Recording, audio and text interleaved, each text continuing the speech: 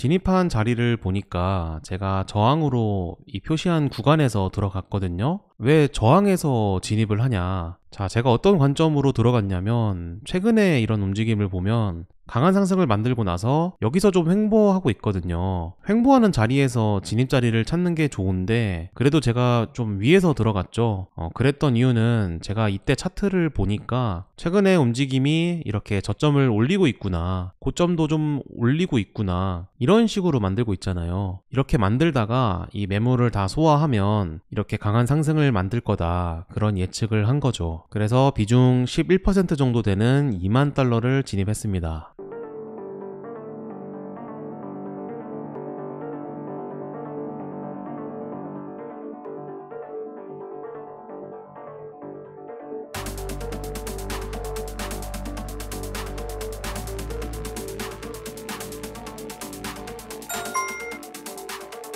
이렇게 10시간 넘게 보유를 해서 청산을 했고, 이만큼의 수익을 냈죠. 자, 움직임 보면 제가 여기서 이렇게 상승할 거다라고 예측을 했었는데 반대로 갔다가 상승을 만들었어요. 이처럼 이 개미들이 예측하는 대로 항상 그대로 갈 일은 거의 없다라고 생각을 하는 게 마음이 편하거든요. 역시나 이번에도 그랬고, 하지만 제가 매매해온 걸 보시면 아시겠지만 예측을 한 대로 가진 않지만 그 방향은 맞거든요. 그래서 결국에는 항상 수익으로 이렇게 포지션을 닫게 되는데, 역시나 세력들은 개미들이 원하는 대로 가진 않지만 세력들이 정한 데는 결국 가긴 가는구나, 그렇게 생각할 수 있습니다. 자, 이런 매매를 보시면 여러분들도 이 추세를 거스르는 매매는 절대 하면 안 되겠다, 좀 그런 깨달음을 얻는 것도 좋을 것 같아요. 저도 이 매매할 때 철칙 중 하나가 이 추세를 거스르지 말자 잖아요. 추세를 거스르는 경우에 예를 들어서 여기가 저항이라서 롱이 아니라 숏을 들어갔다면 이런 구간에서 나왔어야 괜찮은 매매가 됐을 텐데, 나오지 못하고 이런 구간에 오면은 이렇게 내려왔다가 다시 이 구간에 오면 여기서 손절하기가 힘듭니다. 여기서 손절하면 손실이니까 손실을 내가 내 손으로 확정하는 건 힘들잖아요. 근데 여기서 결국에 버티다가 시간이 지나면 이렇게 급등이 나오고, 그럼 나는 여기서 롱을 봤었는데 괜히 숏을 봤다가 이만큼 손실 봤다, 이렇게 생각을 하게 돼요. 굉장히 다음 매매에 영향을 주죠. 뿐만 아니라 사실은 2배의 손실이라고 볼 수 있는 게, 원래 내가 봤던 대로 여기서 롱을 들어갔다면 이만큼의 수익을 낼 수 있었던 건데 손실을 이만큼 본 거니까 체감상은 사실 2배의 손실을 본 것처럼 굉장히 큰 타격이 됩니다. 두 번째 매매를 보면 급등 만들고 나서 이제 박스권을 만드는 것처럼, 하지만 또 박스권이라고 보기에는 애매하거든요. 저점과 고점을 분명히 올려주고 있기 때문에 이런 상황에서 어디서 좀 들어가면 좋을까라고 생각을 했었고, 그냥 박스권으로 봐서 하단에서 좀 들어가려고 했습니다. 첫 번째 매매랑 차이를 보시면 제가 10,000달러만 들어갔죠. 비중을 많이 낮춰서 들어갔기 때문에 이 매매만 봐도 이 사람은 추가 매수를 할 생각을 하고 있구나, 그렇게 생각을 또 해보실 수 있겠습니다.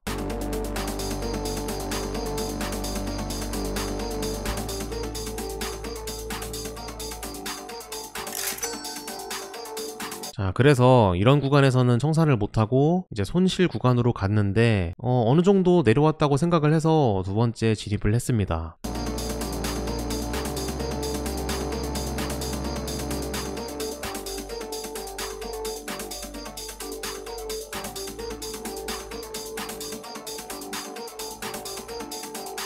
자, 홀딩하는 중간에 제가 주문을 걸었습니다. 본절에 주문을 걸었죠. 이때 저의 심정이 어땠냐면 여기서 굉장히 오랫동안 시도를 하는데 돌파를 못하는구나 라고 생각했어요. 근데 이게 내 손으로 손절하기는 좀 아까운 거죠. 어쨌든 상승은 맞는데 뭔가 좀 더 내려갔다가 올라갈 것 같은 느낌이 들어서, 만약에 탈출할 수 있다면 탈출을 하고 그렇지 못한다면 좀 더 내려왔을 때 추가 매수를 하던지 하자, 저 그런 생각으로 본절에 이렇게 걸어두게 되었어요.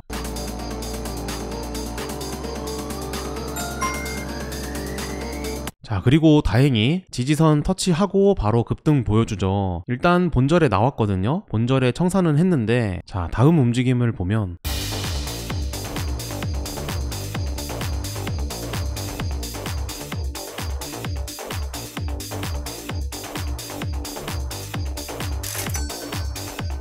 자, 급락을 하는 그런 움직임이 시작됐습니다. 이런 상황에서 우리가 어떤 생각을 해야 되냐, 나는 상승 추세로 보고 있으니까 좋은 기회가 오고 있구나, 이렇게 좀 시장을 냉정하게 볼 수 있어야 되거든요. 이게 급락을 하고 있다고 해서 숏을 들어가거나 아니면 막 공포에 떨면서 이 시장을 바라만 볼 게 아니라 들어갈 준비를 해야 된다는 거죠. 저는 여기서 미리 주문을 걸어 놨어요.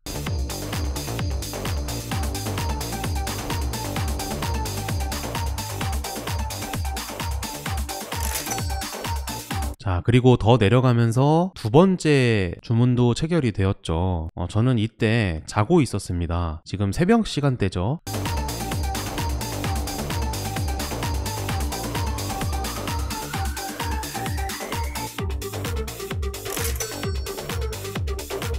자, 또 하락을 만들면서 세 번째 주문까지 체결이 됐습니다. 자, 무려 3만 불을 들어갔어요. 비중 16%에다가. 이때가 새벽 4시거든요. 제가 자기 전에 이런 구간에다가 이렇게 주문을 걸어두고 지금 체결이 되고 있는 모습을 여러분들이 보고 있는 겁니다. 자, 자면서 매매를 했는데 어떻게 될까?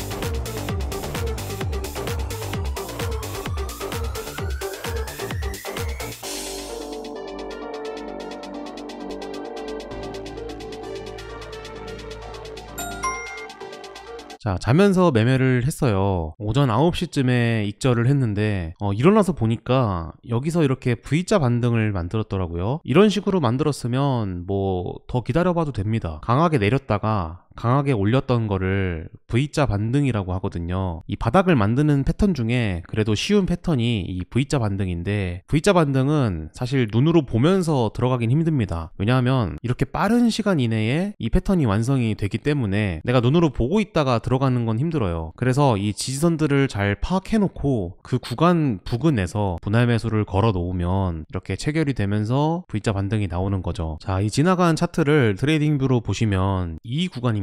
이 구간인데 과연 이 자리가 어떤 자리라서 제가 주문을 걸어놨을까, 그걸 좀 보려고 하거든요. 자, 지지선을 이렇게 표시를 해보면, 자, 보시면 가장 최근 구간이 여기죠. 저는 여기를 기준으로 여기는 깨지 않겠다 판단해서 이런 구간에다가 이렇게 주문을 걸어놨습니다. 자, 처음에 보셨던 이 움직임부터 이렇게 상승을 만들고 여기를 돌파 못했잖아요. 돌파를 실패하면서 내려왔다가 또 어떤 모양을 만들고 이러다가 조금씩 흐르는 모양이 나왔는데, 저는 이런 흐르는 모양 중에서 이런 데는 이렇게 한 번에 탁 돌파하는 게 아니라 한 번은 급등을 주고 그 다음 상승을 만들거나 아니면 하락으로 이어진다, 그런 생각을 가지고 여기서 매매 타점을 생각했습니다.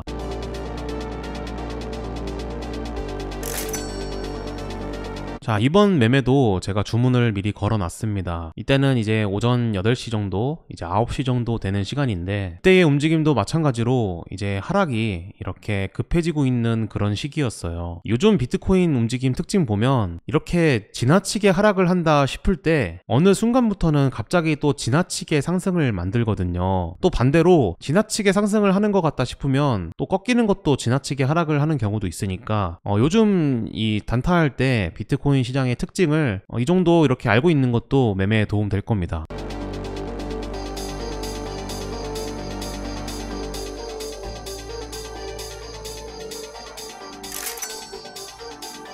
자, 움직임 좀 지나가면서 제가 기존에 걸어놨던 건 취소하고 좀 더 밑에다가 한 개를 걸어놨죠. 좀 보다가 이거 조금 더 보수적으로 들어가야겠다 해서 그 다음 지지선에다가 부근에 이 주문을 걸어놓고 지금 체결이 됐습니다. 자, 체결이 돼서 비중 8% 정도 2만 달러를 들어간 상태입니다. 그동안의 움직임은 이렇게 이 매물들을 뭔가 소화하면서 내려갔다고 생각을 하면 이제는 매물이 없는 것처럼 이렇게 급락이 나오죠. 이런 구간을 되게 주시하는 게 중요합니다. 이런 구간에서 잘 잡으면 금방 수익 나는 구간으로 또 바뀌는 그런 상황이 오거든요.